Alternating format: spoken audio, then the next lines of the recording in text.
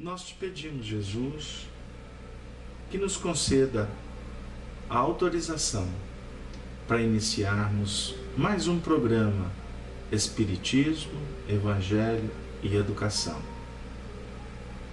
Com as tuas bênçãos, portanto, damos por iniciado mais um encontro bendito. Caríssimos irmãos, com muita alegria, nós estamos retornando o nosso trabalho que nas últimas semanas, especificamente nas quintas-feiras, nós estamos refletindo em torno de alguns aspectos da obra romanceada Paulo Estevam, que foi publicada na década de 40 pela Federação Espírita Brasileira, tendo o seu autor Emmanuel e o médium que o representava aqui, Francisco Cândido Xavier. Na última semana, com muita alegria, de uma forma assim, muito especial, nós refletimos juntos quanto à conversão de Paulo de Tarso. Falamos especificamente no último encontro sobre o envolvimento, a visão, aquele contexto extraordinário em que Jesus se fez presente de uma forma muito clara no coração dele. Lembramos dos momentos em que ele vivia os seus conflitos, a queda do animal, o diálogo com Jesus.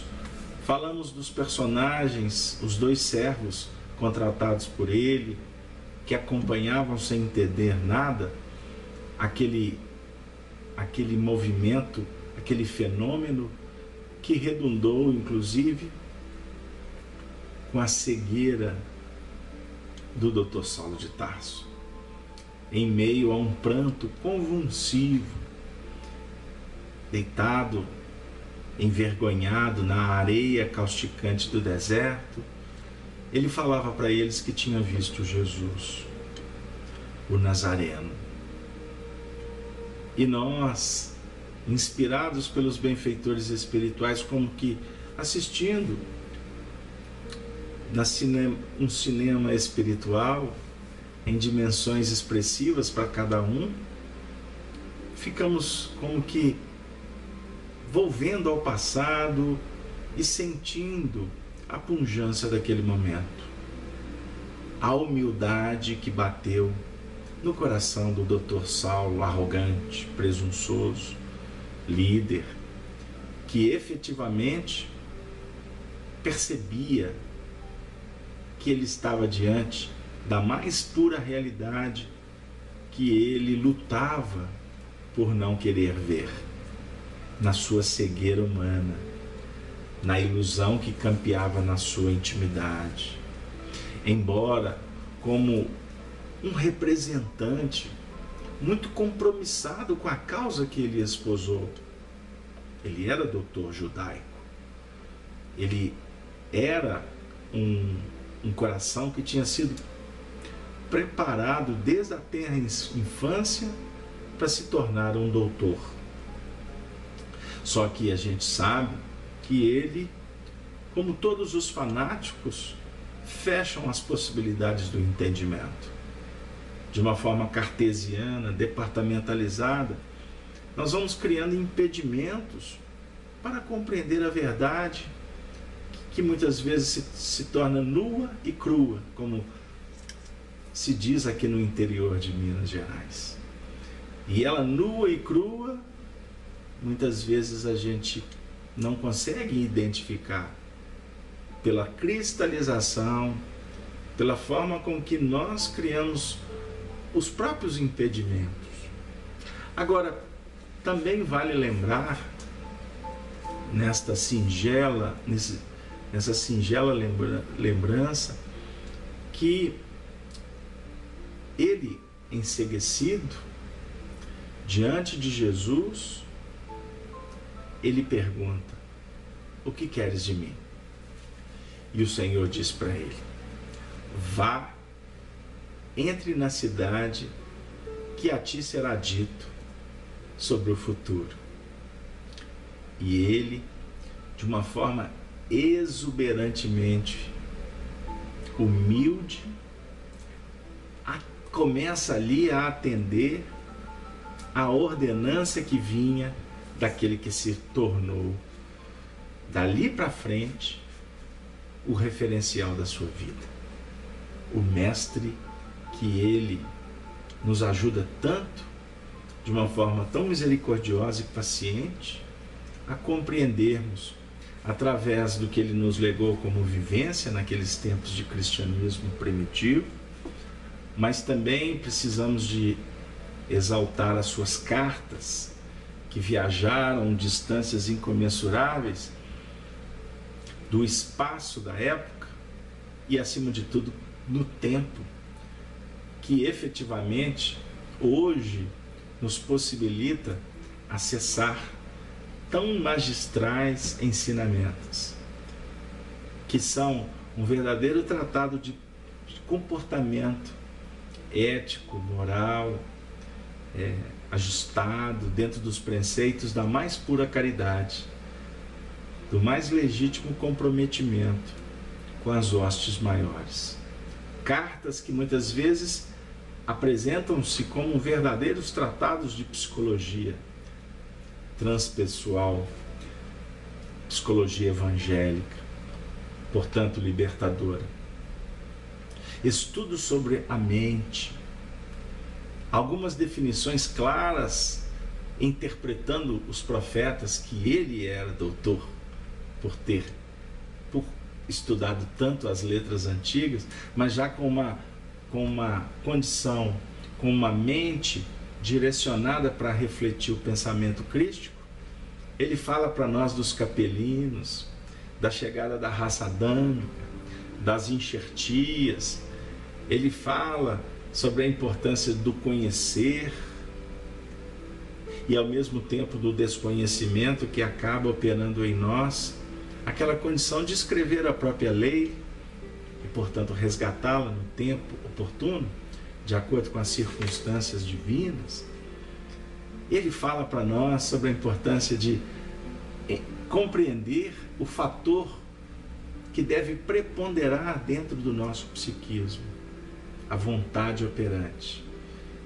Por isso, à medida em que nós vamos aprendendo a posicionar o espelho da nossa alma, nós um dia chegaremos na condição de não ver mais em parte, mas ver face a face, como, por exemplo, ele explica para nós na sua primeira carta aos Coríntios, no capítulo 13. É tão magnífico o trabalho de Paulo de Tarso, que, ao se converter à proposta do Cristo, ele na sua vida deixa um grande legado, que são os exemplos de reconhecimento, de redirecionamento, portanto, de entrega à verdade que foi inoculada pelo Cristo dentro da sua intimidade, porque o vaso escolhido naquele momento já se encontrava numa condição exuberante de receber o conteúdo. E tudo isso fala para nós nesse momento. Nós que estamos aqui reunidos fazendo esse programa, estudando Espiritismo para sentir Evangelho, viver Evangelho, porque Evangelho é vida, Evangelho é plenitude. Evangelho, por mais que a gente o estude com a cognição, mergulhe na história, fazemos as nossas interpretações, são teologias, exegese, muitas vezes até comportamentos que têm referenciais no Evangelho, mas o Evangelho, como afirmam os espíritos superiores, o Evangelho é o Evangelho do sentimento. Por isso é que, se não trabalharmos com sentimento, nós incorreremos nos equívocos milenares de fazer da mensagem do Cristo, vamos dizer assim, cartilhas que muitas vezes visam mais nos estabelecer na horizontal do mundo terreno do que nos ajudar em busca da verticalização, o contato com o divino, para que, após recolher o que vem do alto, Eis o simbolismo do vertical. Após recolher pelo alto, pela visão profunda do diencéfalo, da intuição, nós temos que, de tudo que necessitamos em nível dos nossos inconscientes, coletivos ou individuais, como queiram, trabalhar em busca de reajustar, de redirecionar, de projetar as conquistas nossas para as conquistas do grande futuro. São pontos que nos chega aqui ao nosso coração para trabalhar com vocês no sentido de observarmos como é importante estudar Paulo de Tarso. Queridos irmãos, então, após esse momento tão singular, nós vamos verificar através das narrativas de Emmanuel, na obra citada, como ele modificou a sua postura diante dos servos que estavam com ele. Ele passa a tratá-los de uma forma muito diferente, muito especial, com muito carinho, com muito cuidado. Isso nos chama muita atenção, porque a gente observa, né, o comportamento arrogante de antes, e após esse momento ele passa a ter atitudes que são já com uma sintonia com o Evangelho, que é uma coisa absurda. Inclusive para nós é muito complexo, né, entender isso, porque a gente, em nível intelectual, a partir dos estudos que vamos fazendo em Espiritismo e das próprias letras cristãs do Evangelho, a gente assimila a teoria com muita facilidade. Aí a gente entra em planos filosóficos, mas o movimento da aplicação, da vivência, ele é extremamente desafiador, porque para aplicar nós temos que trabalhar com a nossa condição atual, com as nossas conquistas, e ceder o velho, o lugar para o novo, é um dos maiores obstáculos que nós mesmos alimentamos. Por quê? Mudar significa ceder, entregar, revolucionar, reposicionar. E tem um fator na mudança que é muito complicado, que na mudança,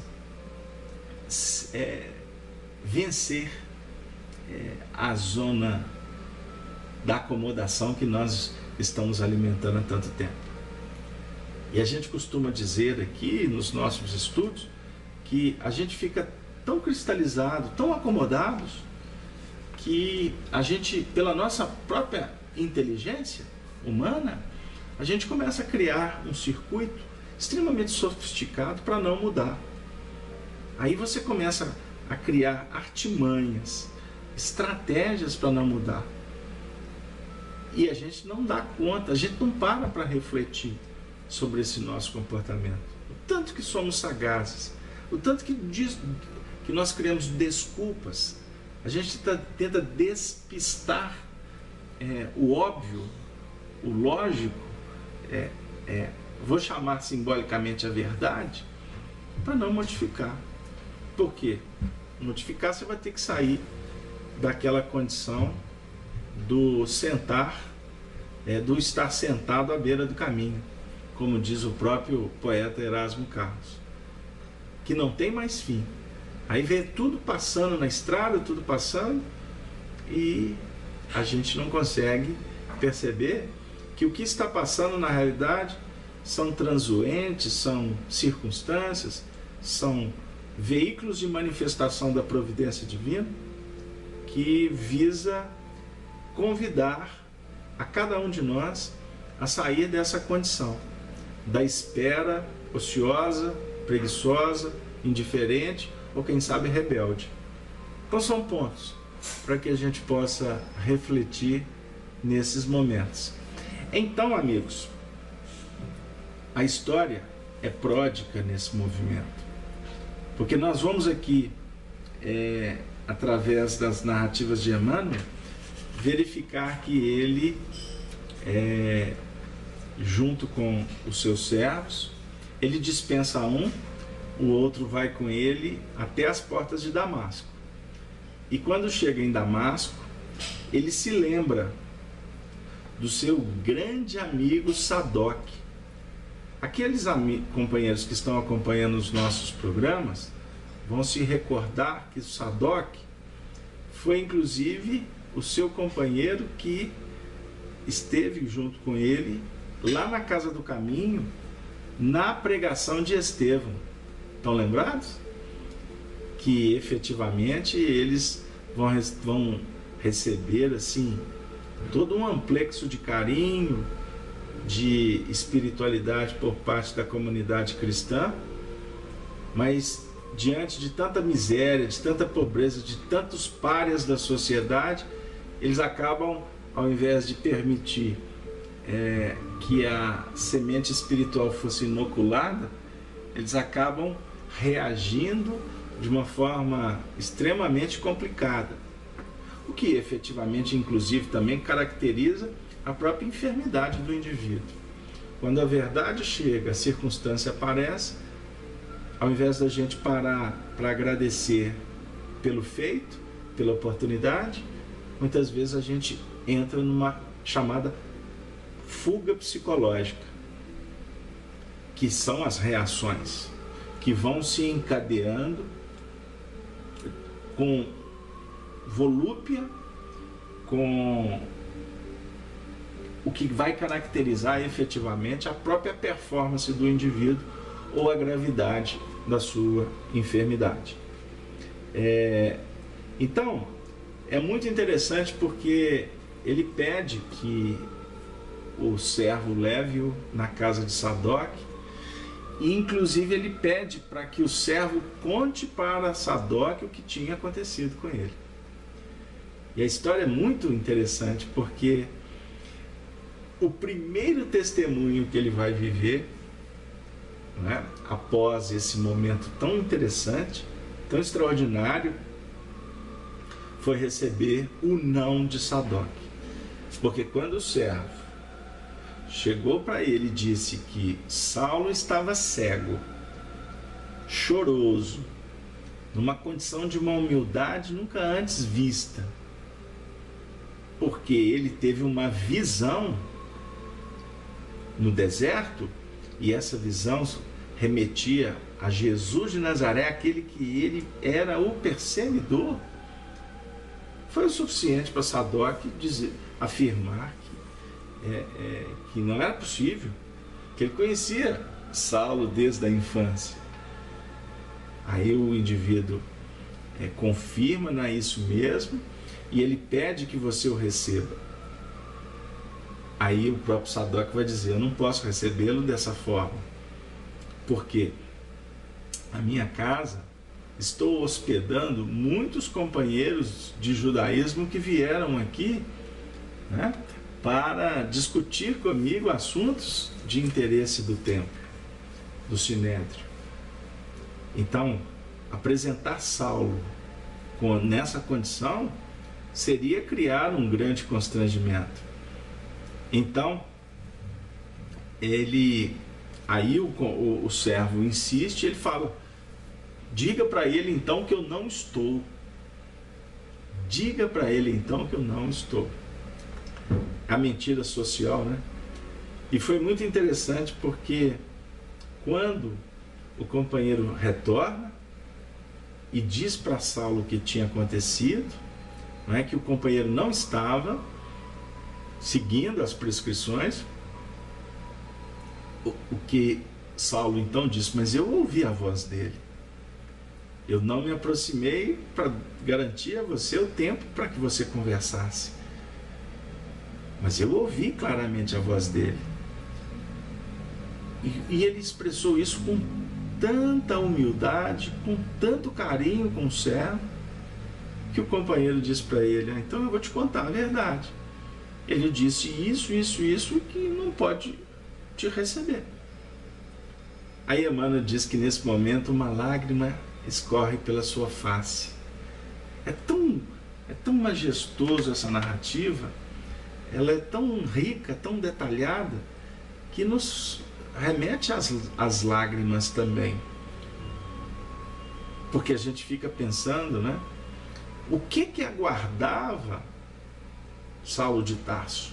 Porque ali era apenas um não, mas um não que passou a ser a caracterização do testemunho dele durante todo o processo até a sua desencarnação, o processo de mudança.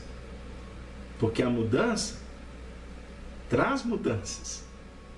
Certa feita, Emmanuel disse assim para Chico Xavier: na lei de mudança, a única coisa que não muda é a mudança. O processo de mudança, ele é extraordinário. E ele vem rico de circunstâncias, de elementos, de pessoas, de tempo, de espaço, que efetivamente vão auxiliando dentro dessa grande dinâmica. Não é isso? Eu gostaria, nesse momento, antes de continuar a descrição do trabalho, abraçar a todos que se encontram na sala estudando Espiritismo. Peço desculpas por hoje não estar com a imagem dentro do chat, por razões técnicas. Mas, independente disso, nós estamos aqui através do áudio.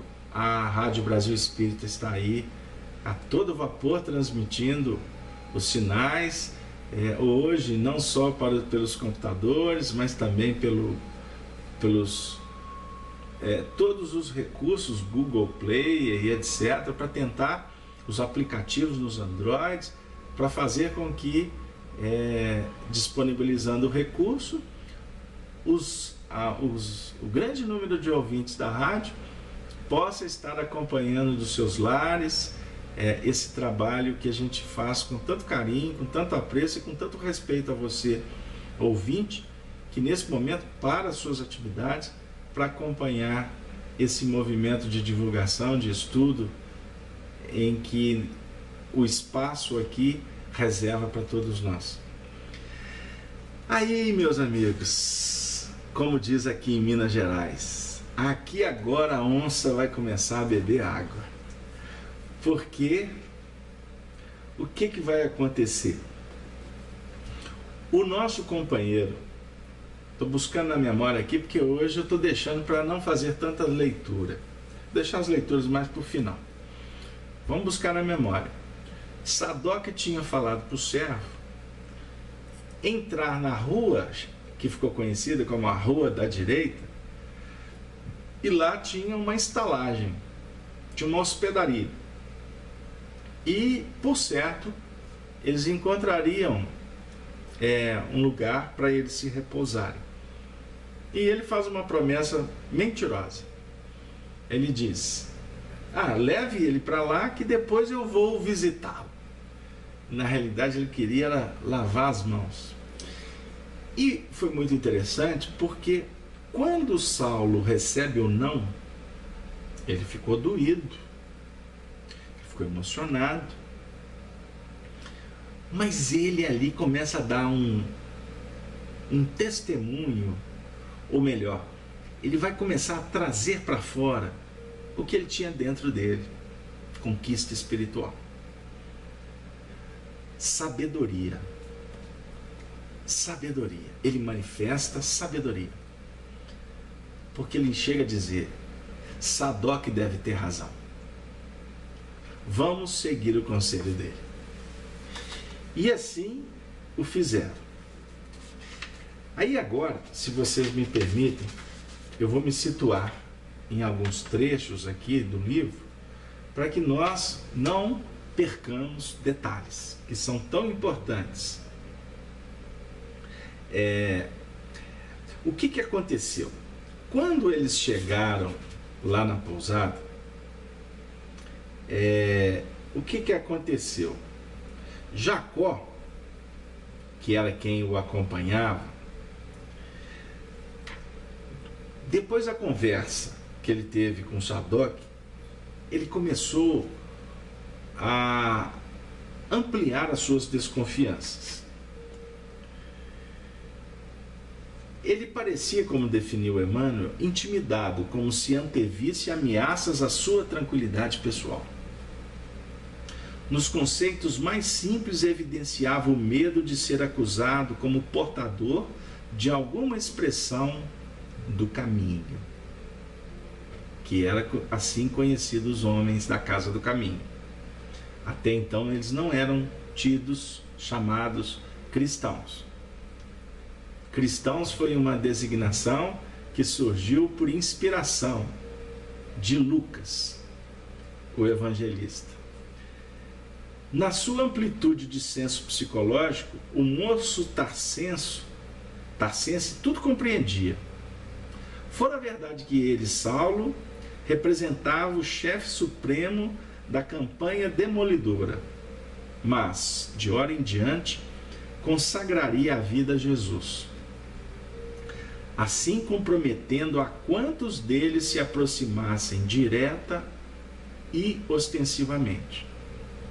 Sua transformação provocaria muitos protestos no ambiente farisaico. Pressentiu nas indecisões do guia o receio de ser acusado de algum sortilégio ou bruxaria. Senhor, afirmou, pesa-me alegar minhas conveniências, mas consoante os projetos feitos, preciso regressar a Jerusalém, onde me esperam 2 filhos,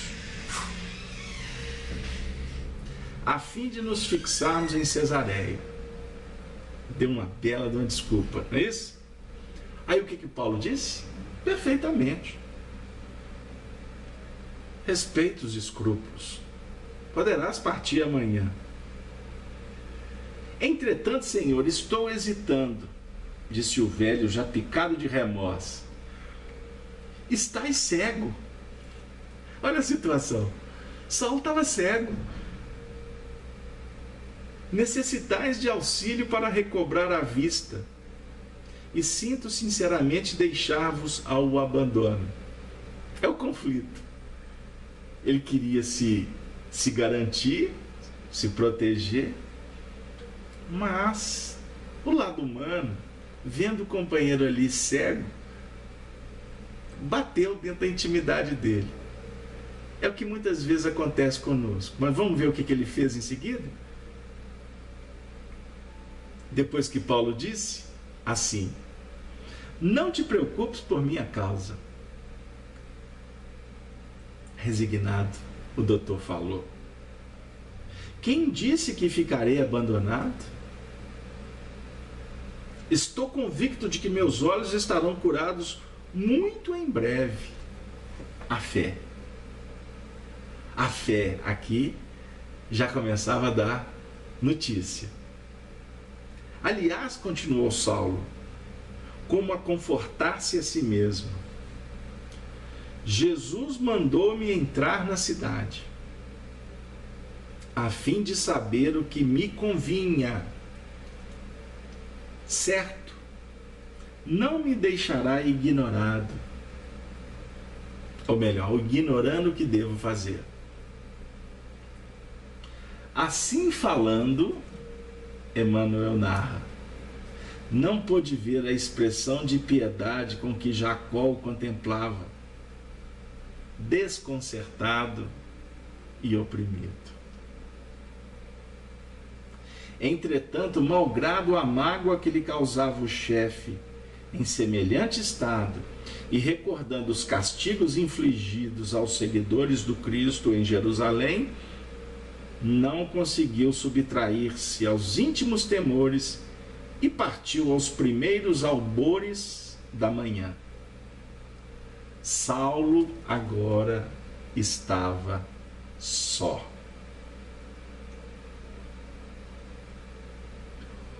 Como só nos encontramos nesse momento, mergulhando na história. Embora a nossa ambiência aí do seu lado, na sua casa, tenha muitos espíritos ouvindo o programa, a nossa audiência, os médiuns comprovam. Eu tenho um companheiro, amigo aqui de Belo Horizonte que trabalha num hospital. Aí ele escuta os estudos lá na enfermaria, ou melhor, na ambiência onde que ele repousa.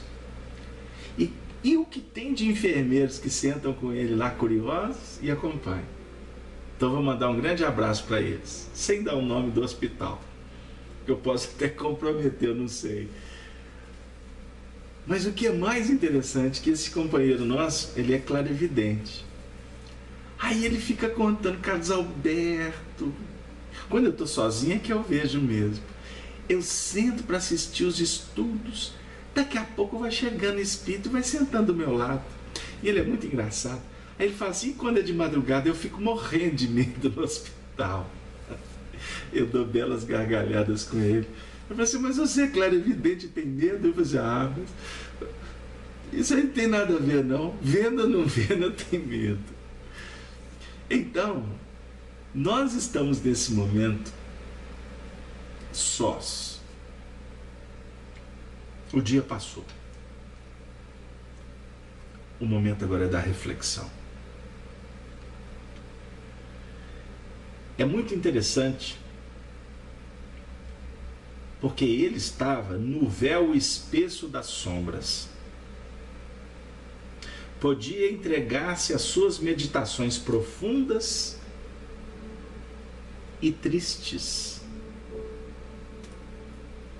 A bolsa farta e franca assegurou-lhe a solicitude do estalajadeiro, que de quando em quando vinha saber suas necessidades.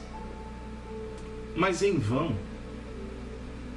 O hóspede foi convidado a repastos e diversões, porque nada o demovia do seu taciturno insulamento. Aqueles 3 dias de Damasco foram de rigorosa disciplina espiritual. Sua personalidade dinâmica havia estabelecido uma trégua às atividades mundanas para examinar os erros do passado, como agora nós estamos fazendo, as dificuldades do presente e as realizações do futuro. Precisava ajustar-se à inelutável reforma do seu eu. Na angústia do espírito, sentia-se de fato desamparado de todos os amigos. A atitude de Sadoc era típica e valeria pela de todos os correligionários, que jamais se conformariam com a sua adesão aos novos ideais. Ninguém acreditaria no ascendente da conversão inesperada. Entretanto, havia que lutar contra todos os céticos, de vez que Jesus, para falar-lhe ao coração, escolher a hora mais clara e rutilante do dia, em local amplo e descampado, e na só companhia de 3 homens muito menos cultos que ele, e por isso mesmo, incapazes de algo compreenderem na sua pobreza mental. No apreciar os valores humanos, experimentava a insuportável angústia dos que se encontram em completo abandono. Mas, no torvelinho das lembranças, destacava os vultos de Estevão e Abigail, que lhe proporcionavam consoladores emoções. Agora compreendia aquele Cristo que viera ao mundo, principalmente, amigos, para os desventurados e tristes de coração. Eu vou dar um break, uma paradinha na leitura, para não perder uma reflexão que me visitou aqui e a gente percebe ser de capital importância para refletirmos quanto aos nossos desafios do dia a dia, porque estudamos a história para verificar o que devemos realizar na construção das nossas histórias. Ele precisava ajustar-se à inelutável reforma do seu eu. Ele estava diante de uma verdade. Os seus companheiros não iriam compreender a sua conversão. E ele precisava de trabalhar os seus sentimentos na razão do seu próprio comportamento, que antes, fanático, procurou preservar os ideais do nascedouro naquela existência, o ideal mosaico.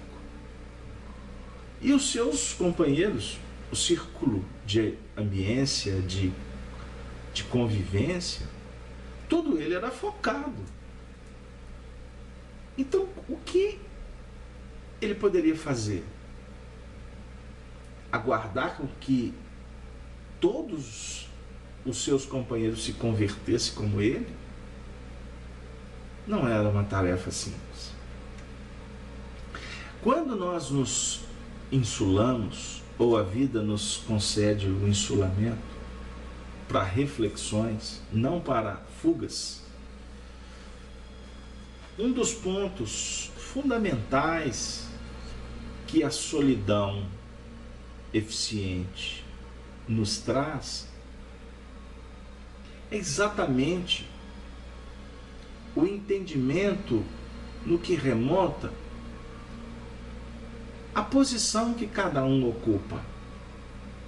Somos individualidades, querido irmão, amiga, você que é mãe, que é filha, que é esposa, você que cuida do lar ou trabalhou hoje o dia inteiro na sua repartição, no seu comércio, você, amigo, com seus desafios, todos nós somos indivíduos que pensamos diferentes uns dos outros. Nós podemos fazer escolhas semelhantes. Nós podemos alimentar filosofias em nível de sintonia e de afinidade. Mas na aplicabilidade de todo o conceito, cada um faz de uma forma especial, importante, diferente. E eu quero aqui consignar a beleza do fazer e não nos deter no que foi feito ou no que está por fazer. Nós temos que entender que a evolução espiritual se dá no fazer. E cada vez que fizermos, nós vamos garantindo condições para fazer depois novamente melhor. Mas em outro momento, com outra circunstância. Então você não pode jamais deixar de se esforçar para entrar na luta. Embora muitas batalhas nós perdemos, mas deixar de batalhar, jamais. Não faz parte do currículo de um soldado comprometido, fiel ao que ele se esposa. E nosso soldado, o nosso batalhão aqui é o batalhão do Evangelho. Nós somos soldados do Cristo. Então, são reflexões que chegam para nós porque é muito complexo. Você começar a trabalhar alguns aspectos que são importantes, e o primeiro desafio é lidar com a adversidade daquele conteúdo que você está trabalhando. Não tenha dúvida, não tenha dúvida. Se você vai fritar pastel, o seu desafio é cuidar bem da gordura que você vai usar. Você não pode pensar no pastel que você fritou ontem ou que você vai fritar amanhã. Você tem que cuidar da panela quente e da fritura ali naquele momento. Então você tem que ter atenção com essa sua responsabilidade. Porque senão você pode criar um acidente e viver uma dificuldade. E não é fácil, porque a gordura tem que ser fervendo. A panela, alta temperatura, é o lidar com a força contrária ao desejo de comer um pastel. Não sei se deu lá. Então, se você está lutando para adquirir, para trabalhar a paciência, você não tem dúvida que o desafio que vai bater em você é o movimento contrário à paciência. Se você quer lutar pela caridade, tudo que for contra a caridade vai apresentar. Você quer se melhorar, você quer cuidar do lado espiritual, você vai ser incompreendido. Você não tem dúvida. Você recebe um estímulo aqui, mais 10 pedradas. Para cada um estímulo é 10 pedradas. Que aí agora eu vou falar dos 10% do Evangelho, né? 10% do Evangelho. Esta é a equação. Cada 10 que Jesus cura, um volta para compreender. Cada luz que se acende, a dimensão da treva se agiganta. E é complexo, porque o impulso da alma nobre, quando descobre a verdade, é querer dividi-la, é querer trocar, é querer repassar, é querer envolver a todos que amamos. E como o próprio Evangelho define, o profeta, ele não tem valor, senão em outras sendas, em outros departamentos, em outros locais, com outras pessoas. O profeta não tem valor na sua terra, não. Por quê? Os corações ainda distantes do movimento da busca, no seu sentido da verdade, eles não observam o que o indivíduo almeja. A nossa crítica se faz pelo que você é. Então você está querendo melhorar, ninguém está olhando pelo que você está querendo ser, mas todo mundo fixa no que você faz, porque o que você faz tem a ver com o que você fez. Aí nós vamos entender, por exemplo, os críticos de plantão. Os familiares que não reconhecem o profeta. E olha que interessante, o profeta não tem valor na sua terra. E o profeta aqui, ele representa não o apóstolo. O profeta aqui está representando a profetização. O profeta, o médium clarividente, aquele que está vendo o futuro. Ele vê o futuro em nível virtual. Ele pode até vencer espaço e tempo, porque o pensamento não depende nem do tempo nem do espaço. O pensamento ele intercambia com o que está antes, o que já foi e o que virá a ser.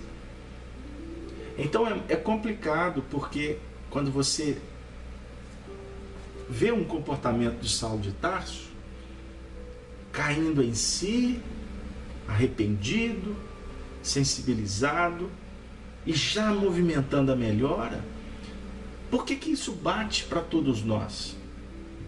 Por que todos nós ficamos sensibilizados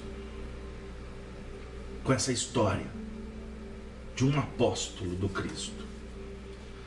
Porque o apóstolo do Cristo, o que dá bons frutos, por isso é apóstolo. Discípulos somos todos que nos candidatamos, mas o apóstolo é aquele que representa o mestre. Emmanuel explica Ele tem uma lição intitulada Discípulo e outra lição intitulada Apóstolo, no mesmo livro, que é o Fonte Viva, está aqui na minha frente. Eu não vou dar o número da lição, que eu não tenho ela aqui na memória. Discípulo e apóstolo. Discípulo é aquele que precisa do mestre.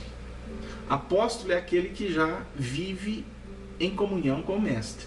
Então o mestre pode se afastar, que o apóstolo vai fazer com autoridade, porque já consolidou. Então, nós profetizamos quanto ao futuro. Allan Kardec é o maior dos profetas. A gente estuda, lê e não vê.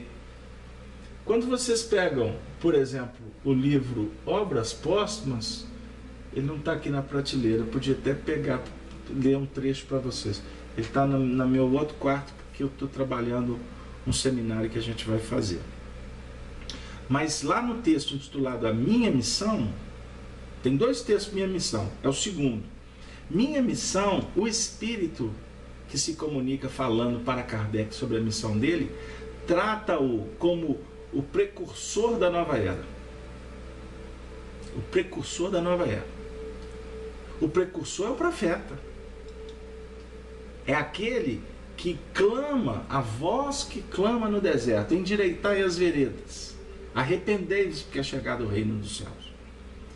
Então, o profeta é aquele que está antevendo o futuro, por isso ele anuncia, porque ele é autorizado pela sua visão profunda, mas não significa que ele efetivamente já é o apóstolo. E o apóstolo é a plenitude vivencial do amor de Cristo.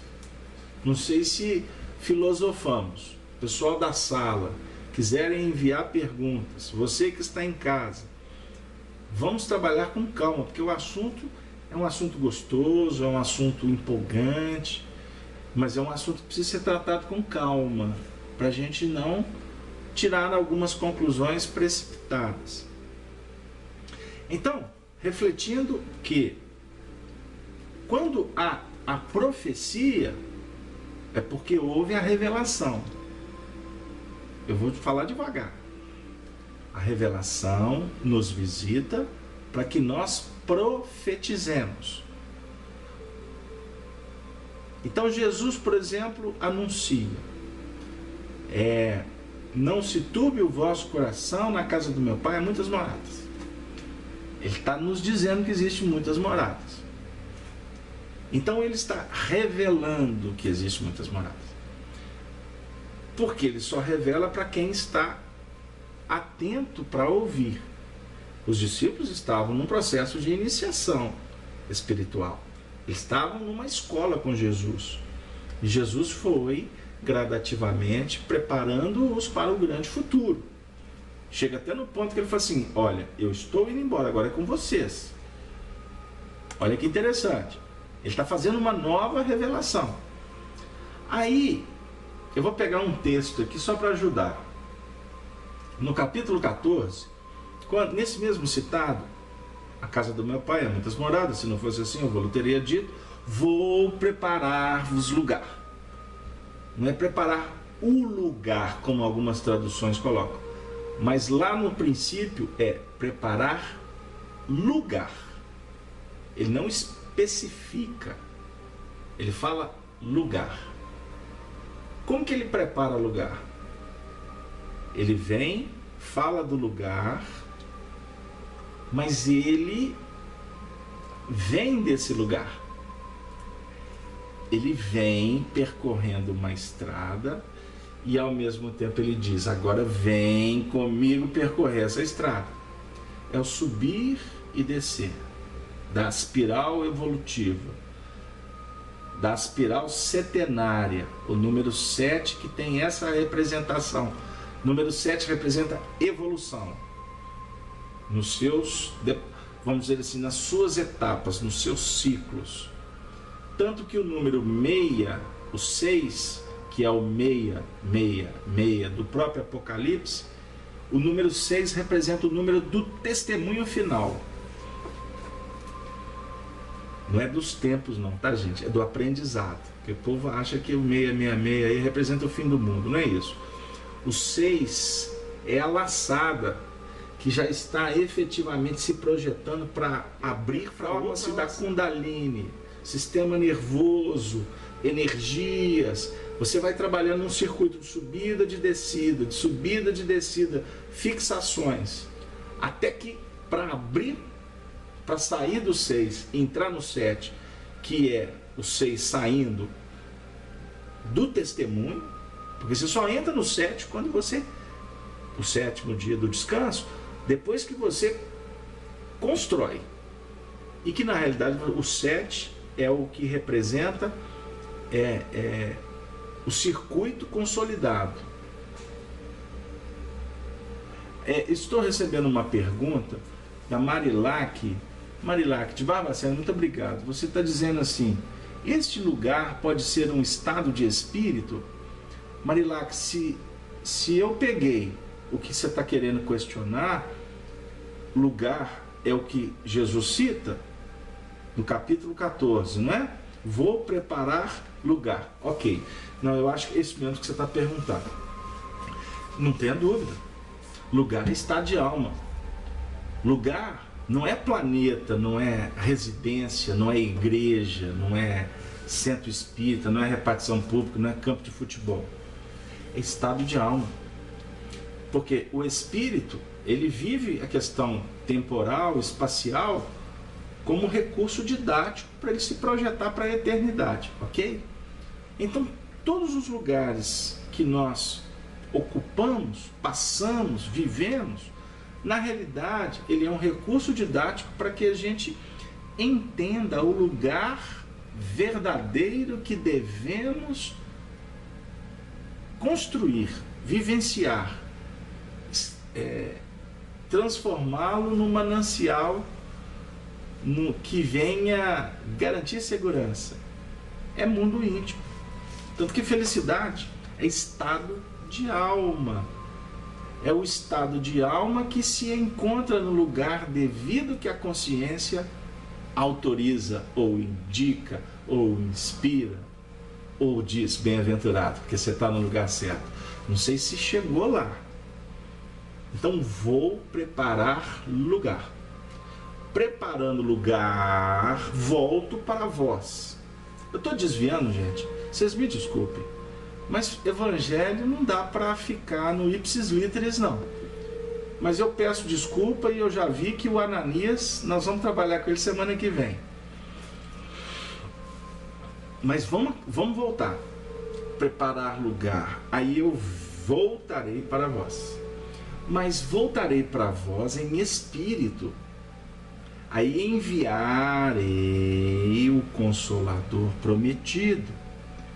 O Consolador prometido é o profeta que vem, que consola, que lembra do noivo, porque o próprio João Batista fala que Jesus é o noivo da humanidade. A humanidade é a esposa, é a noiva. Olha que bonito. Aí o Arnaldo está até me lembrando, não é semana que vem não, tá, gente? Semana que vem o Arnaldo é que vai fazer o trabalho com vocês.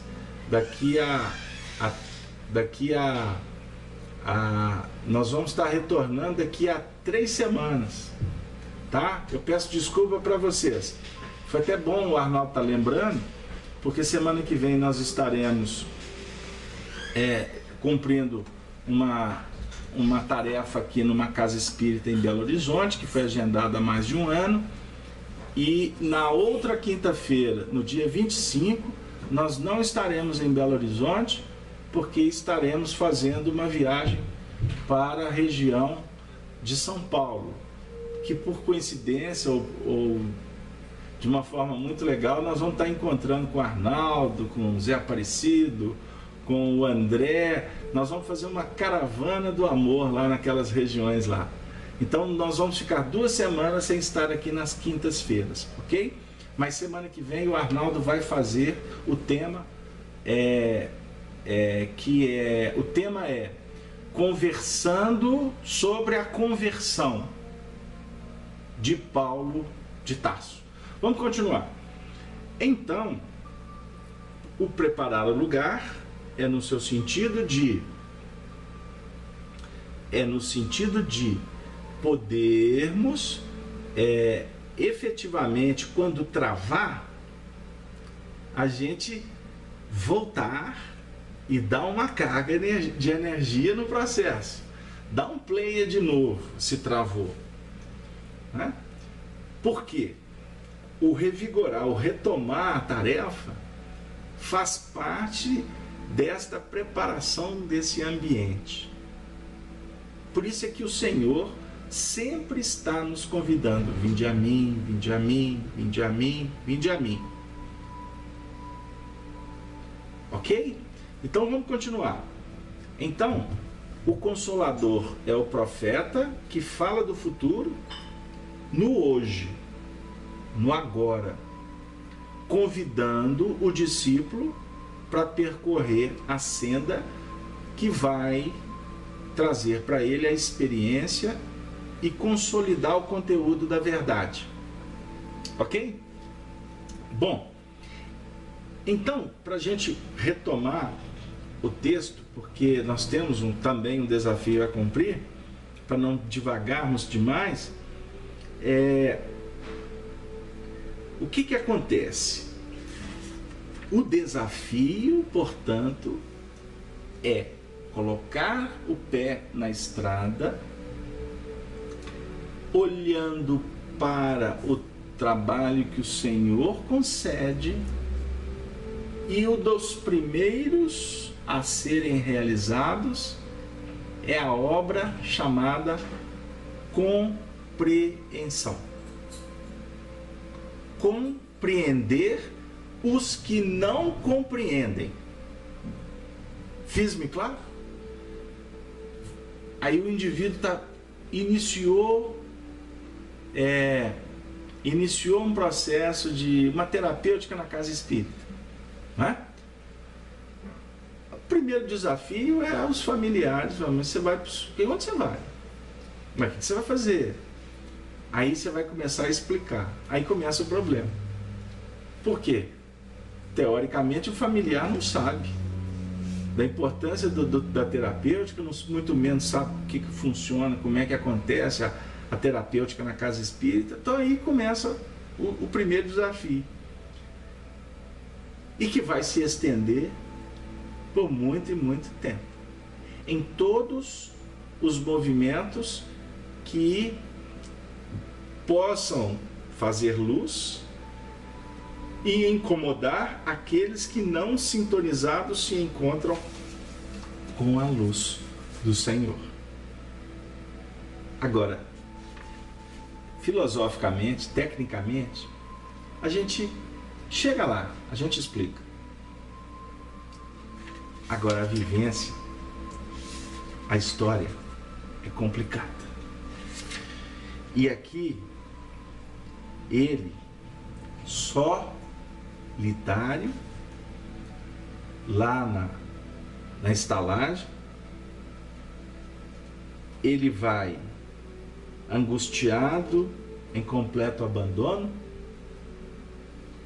no torvelinho das suas lembranças, começa a se destacar quais vultos? Estevão e Abigail, essa é a ordem, pela própria hierarquia. Estevão e Abigail.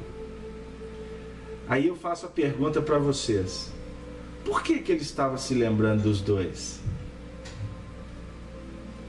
Por conta da importância deles no contexto dos exemplos, dos ensinos que eles deixaram. Uma resposta rápida. Mas nós não podemos esquecer que somos espíritas. E ele, nesse momento, se julgando angustiado e abandonado, ele não se encontrava solitário. Porque Estevão e Abigail estavam ali solidários com ele. Muitas vezes a gente se lembra de pessoas, de épocas, de experiências.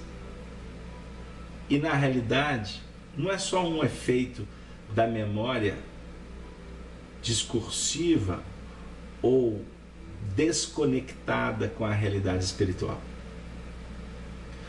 Muito mais do que se imagina são as influências espirituais que nos visitam, por misericórdia nesse caso, e nestas visitas, pela simples presença do seu pai, da sua mãe, do seu vovô querido, lembra dele? Da sua vovó, daqueles vultos da sabedoria e da bondade, do filho que desencarnou e hoje pode ter se transformado no seu mentor espiritual. A presença que não é constrangedora no caso, porque são espíritos em busca da condição maior, elevada, mas eles trazem as notas da inspiração. Um abraço que tu recebe te projeta no tempo. Sensibilizado, a gente começa a captar com mais desenvoltura e clareza quais são as propostas que estão sendo apresentadas para todos nós. Parecia, então, que ele estava abandonado, mas não estava. Por isso, agora compreendi aquele Cristo que viera ao mundo, principalmente para os desventurados e tristes de coração. Estas reflexões, nesse momento em que nós vivemos, pleno 2014, século 21, uma transição planetária alucinante, complexa, com tantos desafios, e os desafios não estão pedindo licença não. Agora você tem uma notícia, daqui a pouco você tem outra. Para não dizer que você foi informado de uma tragédia, de uma desencarnação, de uma novidade aí que pode desestruturar o reino da acomodação. Não está simples não. E diante de tantas desolações, de tantas tristezas, de desesperos, Jesus nunca esteve tão presente na humanidade. Junto. Porque se nós estamos no ápice da crise planetária, é óbvio que é o momento de mais presença daquele que tem como foco os desventurados e os tristes de coração. Nós já paramos para pensar nisso? Porque a nossa mente está focada no testemunho, que ele é pessoal e intransferível. Mas há de se ressaltar que o sirineu, que foi constrangido, como define Emmanuel, a carregar a cruz, o sirineu não pediu para carregar, para ajudar, não. O sirineu foi constrangido pelos soldados a levar a cruz naquele momento mais complicado de Jesus, a definir a misericórdia da providência divina que está ao lado, atrás, no alto, embaixo, como queira, presente nos caminhos de todos. Por isso que o convite é: vinde a mim todos, sublinhado, itálico, fonte 72. Está no cartaz, escrito de todo tamanho, outdoor. Todos que estáis cansados. O foco do Evangelho, o foco do atendimento espiritual é os sofredores. Então, eu gostaria, inclusive, de trazer uma reflexão para nós espíritas que estamos trabalhando nesse movimento bendito. Não perca tempo com discussões improfícuas. Não gasta tempo querer convencer. E disputar é tarefa ingente. Disputa é para adquirir um espaço vazio chamado frustração, ou num território árido intitulado desilusão. Decepção é o prêmio.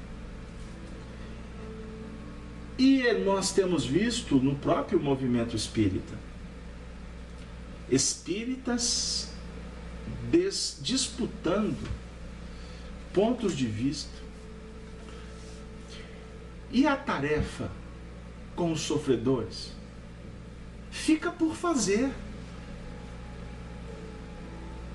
São discussões que nem sempre, ou na maioria das vezes, não tem a ver com a engrenagem, causa, foco.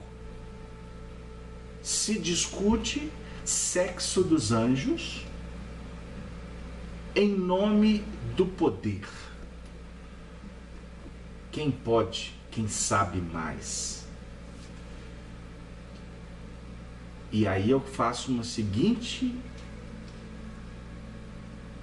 reflexão com você, amigo espírita. Espírita que disputa eleição de cargo no centro espírita,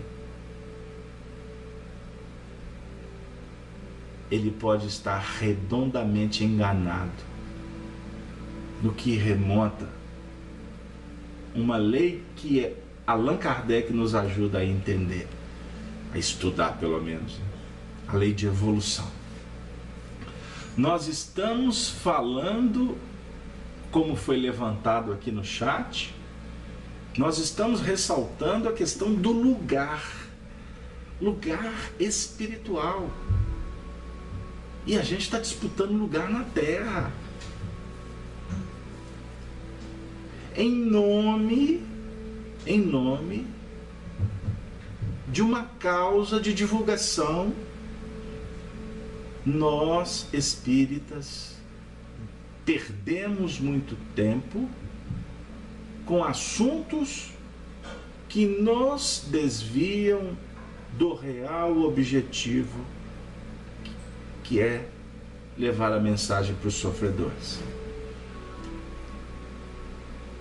Quando se discute muito, a caridade chega atrasada. Isso eu escutei, ou melhor dizendo, eu li de um endereçamento de Chico Xavier na década de 80 para um coração muito querido dele. Quando se discute muito no centro espírita, a caridade chega atrasado. Ele aprendeu isso com o Dr. Bezerra de Menezes. E olha que Dr. Bezerra de Menezes sofreu muito lutando por unir os espíritas. Como ele continua lutando? Nós tivemos o ensejo de ouvir pela internet uma homenagem que foi feita pela Federação Espírita Brasileira na abertura do Conselho Federativo Nacional extraordinário que aconteceu mês passado na sede da Federação Espírita Brasileira. Conselho Nacional, CFN, extraordinário, reuniu toda a direção do movimento espírita O presidente atual, César Perry, convidou Nestor João Mazzotti, presidente de uma doença que levou à desencarnação. E ele, diante dos líderes, depois da direção prestar um preito de reconhecimento a um trabalho extraordinário que o Mazzotti fez e que fica na história do movimento espírita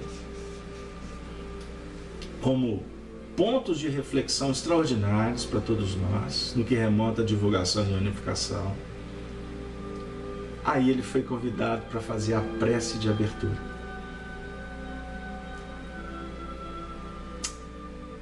Quem conviveu com ele, pouco ou muito, no nosso caso não foi tanto, mas foi muitas reuniões, foi difícil segurar a emoção. Agora, ouvindo, a gente vê que ele estava se despedindo, inclusive da sua reencarnação. Ele agradece dizendo: eu não pude fazer isso antes por motivos de saúde, mas diante de toda a família espírita eu venho aqui agradecer por tudo que Jesus me concedeu, principalmente a oportunidade de ter trabalhado à frente da casa de Ismael e ter convivido com todos vocês. Agradecendo, a voz dele fica embargada por uma emoção,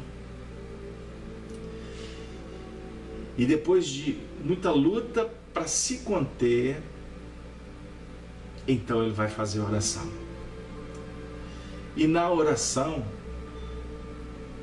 que eu gostaria muito de vê-la publicada, quem sabe a FEB vai fazer isso, no Reformador,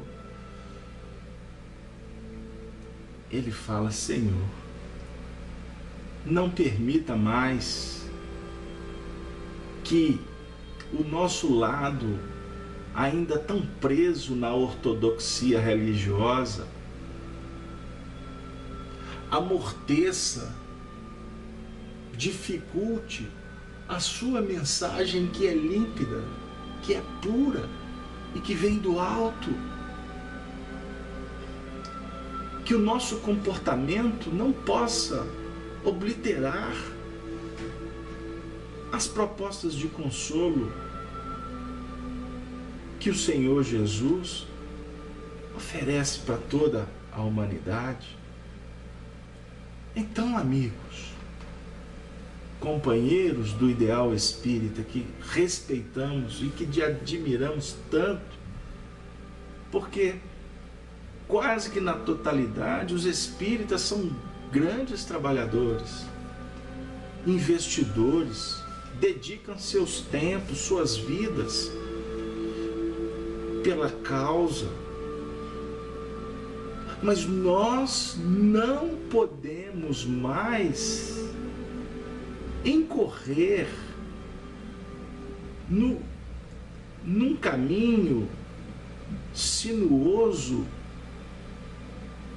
que pode nos levar ao precipício, que é o caminho da vaidade, o caminho da autopromoção. A gente pega, por exemplo, os livros espíritas, tenho acessado algumas publicações, eu nunca vi tanto retrato na minha vida. Eu estou publicando um livro em breve, com retratos, mas de quem já desencarnou, são homenagens, preitos, registro histórico. Agora eu vou publicar um livro e vou botar lá o meu retrato com um destaque. Eu comentei com um amigo que fez um cartaz de divulgação de um trabalho que eu vou fazer. Ele colocou o meu retrato do lado de Allan Kardec, com o mesmo tamanho. Eu falei assim: meu amigo, não faça isso. O cartaz já está pronto. Eu falei: danou. Não faça isso. E o que a gente vê é um festival de promoção pessoal. E o destaque tem que ser a obra. O destaque tem que ser o Cristo. O destaque tem que ser Allan Kardec. O destaque tem que ser Paulo de Tarso. Embora ele não queira. O destaque tem que ser a obra. Eu vou me ajustar. Como se ele estivesse me ouvindo e puxando minha orelha. Não é ele, é óbvio. Mas o nosso benfeitor espiritual é bravo. Rédea curta. Só pra gente dar uma risada. O destaque é a essência. É o foco. Amor. São 21 horas e 20 minutos.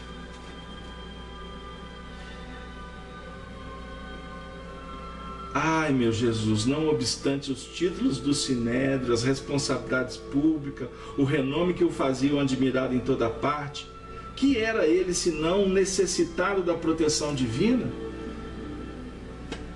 Aqui, o texto está dizendo sobre tudo que eu estou falando. As convenções mundanas e os preconceitos religiosos proporcionavam-lhe uma tranquilidade aparente. Tranquilidade aparente. Bajulação é tranquilidade aparente. Aplauso é tranquilidade aparente. Destaque. Eu falei terça-feira de uma amiga que me disse do glamour no movimento espírita. Eu brinquei com ela e ela deve ouvir esse áudio amanhã. Glamour. Eu falei assim, Jesus, que palavra bonita que você usou para o movimento espírita. E na realidade, não é glamour que a gente está precisando. Nós estamos precisando de clamor. Clamar por humildade, por simplicidade. Porque tudo que incensa o que é transitório é falacioso. É falso profetismo. É farisaísmo. É hipocrisia. O foco do Cristo, o foco do Evangelho é o sofrimento. São os deserdados. As convenções mundanas e os preconceitos religiosos proporcionavam-lhe uma tranquilidade aparente, mas bastou a intervenção da dor imprevista para que ajuizasse de suas necessidades imensas. Abismalmente concentrado na cegueira que o envolvia, orou com fervor. Recorreu a Deus para que o não deixasse sem socorro. Pediu a Jesus lhe clareasse a mente atormentada pelas ideias de angústia e desamparo. Pediu a Jesus que clareasse a mente atormentada pelas ideias de angústia e desamparo. São lágrimas do sol. São as lágrimas que iluminam. É um movimento que a dor favorece. Cair em si, se colocar de joelhos e aprender a pedir: Senhor, Senhor, não me desampare, não me abandone. Senhor, esteja em minha vida. Senhor, abençoe a minha família. Senhor, ajude para que eu possa ajudar, para que eu possa aprender. Senhor, não me deixe faltar o pão, mas eu vos peço pelo alimento necessário, não pelo sanduíche que sofistica. Me dê o agasalho, mas aquele que possa me garantir o aquecimento, a proteção, para que eu possa continuar na lida, realizando o que me compete, na transformação de mim mesmo, no cuidado com o semelhante. Quem sabe, Senhor, representando a Tua presença, a Tua vontade, na musicalidade, na caridade, quem sabe suscitando felicidade. Senhor,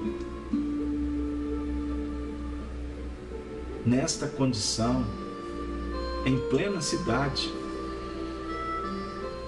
não permita, Senhor, que eu me desvie